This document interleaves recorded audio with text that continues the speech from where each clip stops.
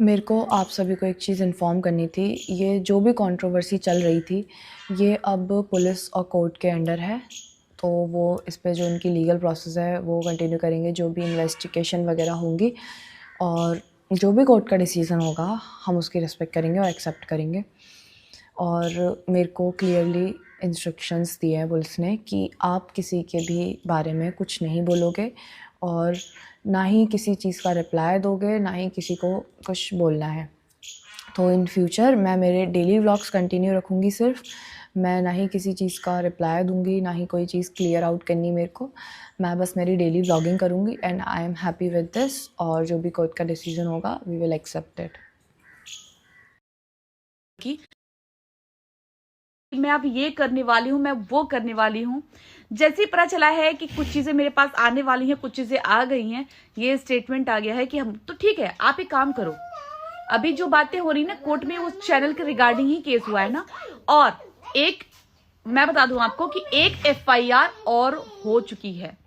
अब कैसे हुई है, क्या हुई है, आप लोग को सब पता चल जाएगा। एक एफआईआर और हो चुकी है, लीगल एक्शन लिया जा चुका है, ठीक है। और किसने लिया है, क्यों लिया है, वो भी आप लोग को पता चल जाएगा, बताएंगे वो लोग, वीडियो बना के बताएगी सपना। एक एफआईआर और लिया हो चुका है।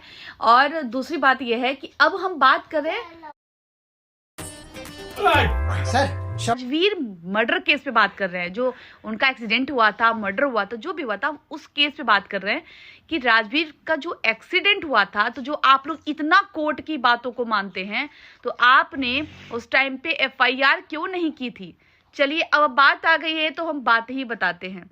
3 मई को जब ये एक्सीडेंट हुआ था, तो आज मैंने सपना से सारा 1-to-1 सवाल किया है, और सपना ने बड़े नीट एंड क्लीन तरीके से जवाब दिया है, क्योंकि वो लड़की खुद ऐसी विषिप्त अवस्था में थी। जो उसकी भी प्रूफ्स मेरे पास हैं, उनके ही। अब मैं क्या बताऊं, जिससे होगा बताएंगे आपको आगे। पहले मैं जो बताना चाह रही हूँ वो सुनिए आप। 3 तारीख को राजीव भैया की डेथ होती है। 3 को ही खबर मिलती है, क्योंकि 3 को पोस्ट लग गया था, स्टोरी आ गई थी। सबसे पहला सवाल है छोटी सी बच्ची के लिए कि आप अगर छोटी सी बच्ची हैं तो आपके पास राजवीर के सारे चैनल के पासवर्ड, सारे फोन के पासवर्ड कैसे थे। दूसरा सवाल कि राजवीर के लिए, राजवीर भैया के एक्सीडेंट के 2-4 घंटे पहले की एक पोस्ट आई थी। रात में 7:29 पे एक्सीडेंट हुआ था, और 4 बजे के आसपास एक पोस्ट आई थी, जिस पोस्ट पे लिखा था अलविदा, मैं ना जाने किस रास्ते पे जा रहा हूं, अलविदा करके एक पोस्ट आई थी। वो पोस्ट करके राजवीर भैया बताने गए थे कि हाँ मैं अब जाने वाला हूं। चलो ठीक है, ये भी मान लेते हैं।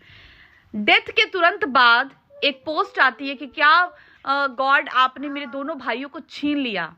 इतना मेंटल स्थिति किसका, भाई सपना ने तो किया नहीं, क्योंकि सपना तो उस हालत में थी ही नहीं, ठीक है।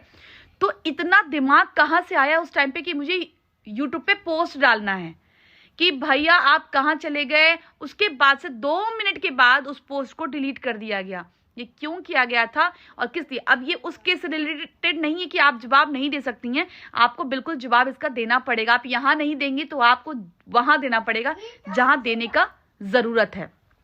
चलिए तीसरा क्वेश्चन आपसे कि 4 तारीख को ही, 4 या 5 नहीं था, 4 तारीख ही था, मैंने व्हाट्सएप पे मैसेज भेजा लंबा चौड़ा हर लाइन पे कि प्लीज रिप्लाई। मैसेज तुरंत सीन हुआ था।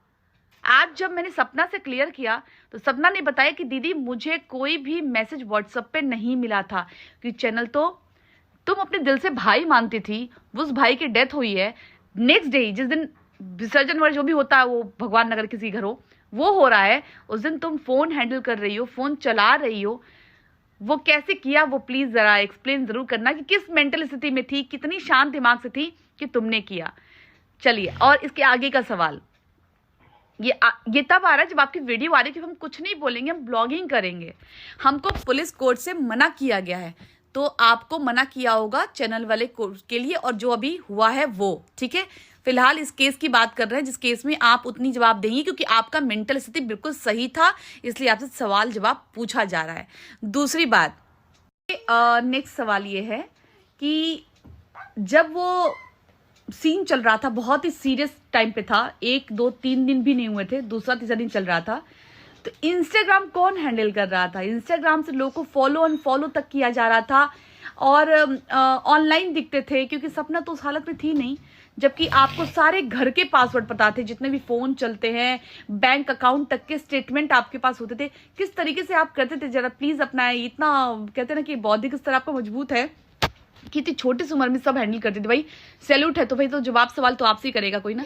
चलिए अब एक और सवाल, चैनल के लिए भाभी को राय देने वाली कि भाभी आप इसके लिए पुलिस जाइए, तो उस टाइम पे आपके पिताजी ने सीसीटीवी फुटेज आधा किलोमीटर 2 किलोमीटर दूर जा करके क्यों निकाला था, किस लिए निकाला था? जब हाथ में एविडेंस आ चुके थे, आपके पिताजी के पास गाड़ी के नंबर के प्लेट आ चुके थे, फिर उसको क्यों जलाया, उसको क्यों डिस्ट्रॉय किया और एफआईआर क्यों नहीं किया? एक चीज और, बहुत सी बातें हैं खुलेंगी, थोड़ा सा भी इनका रिएक्शन और आने दीजिए।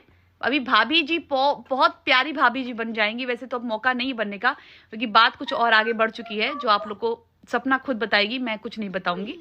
तो दीदी जी का आज वीडियो आ गया है कि हम कुछ नहीं करेंगे, ब्लॉगिंग करेंगे, क्योंकि हमको कोर्ट का आदेश आ चुका है। तो कोर्ट का आदेश आपको आ चुका है, एक मैटर के लिए, दूसरे मैटर के लिए नहीं आया है। तो कृपया करके इस बात का जवाब जरूर दीजिएगा, इतना आपका बौद्धिक स्तर कितना स्ट्रांग था, क्योंकि जिसको आप अपना भाई मानते थे, भाई ने सब कुछ करके आज आप बीइंग के नाम से जानी जाती हैं, तो कैसे इतना मजबूत किया था खुद को? प्लीज जवाब जरूर दीजिएगा।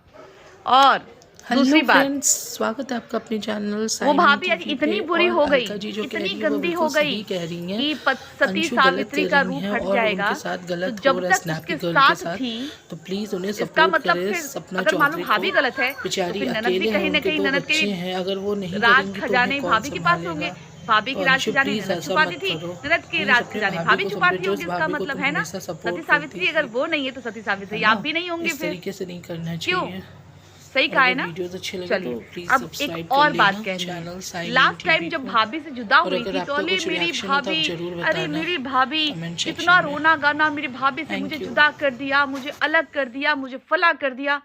जब भाभी इतनी, देखो एक होता है ना कि किसी के साथ दया करके रहना, वो सीन अलग होता है कि चलो भाई ठीक है दया, लेकिन उसके लिए मन में हमेशा रहता है, वो कभी भी इस तरह से गेम नहीं खेलता है।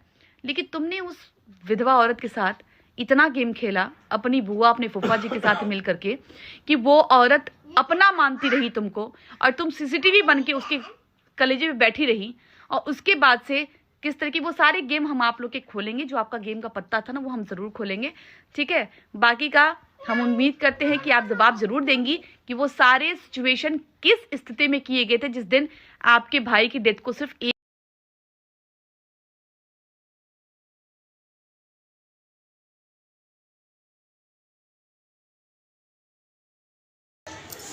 अंशु ने कहा कि वो अब व्लॉग बनाएंगी और किसी के लिए कोई नेगेटिव वीडियोस नहीं डालेंगी।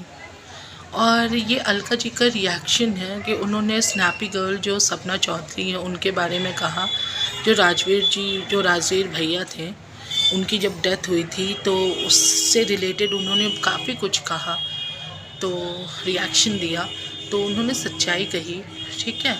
और अंशु इस तरीके से किसी के साथ नहीं करना चाहिए। वो भाभी जिसने आपको एक बच्चे की तरह प्यार दिया, एक बच्ची की तरह आपसे प्यार किया, वो बुआ फूफा, ठीक है आप अपनी बुआ को सपोर्ट करते हो, अच्छी बात है, पर ये थोड़ी है कि अपनी भाभी के एकदम खिलाफ चले जाओ, ये गलत बात है। उनके बारे में भी सोचो, उनकी भी 2 बेटियां हैं, छोटी छोटी बच्चियां हैं, अगर वो आगे नहीं बढ़ेंगी तो उन्हें कौन देखेगा, ठीक है। भगवान से कम भगवान जी से डरना चाहिए। इस तरीके का काम करो कि लोग आपसे प्यार करें, इस तरीके से मत करो कि लोग आपसे नाराज़ हों, ठीक है, क्योंकि आप गलत कर रहे हो और आपको और सपोर्ट करना चाहिए अपनी भाभी को, बट आप उनके साथ उनके खिलाफ़ खड़े हो, ये गलत बात है, ठीक है। और आप भी मतलब सेल्फ डिपेंड हो, आपका चैनल भी अच्छा चलता है, ठीक है, तो फिर ये सब करने से क्या फ़ायदा है, कम से कम उनका सपोर्ट तो करना ही चाहिए। तो आप सब भी देखिए इस वीडियो को, और सही है कि गलत वो तो आप सब ज़्यादा जानते हैं। और अगर वीडियोस अच्छे लगे तो प्लीज़ चैनल को मेरे सब्सक्राइब करिए, जिसका नाम है साइमिन टीवी, और लाइक शेयर कमेंट करना मत भूलिएगा। तब तक के लिए बाय बाय।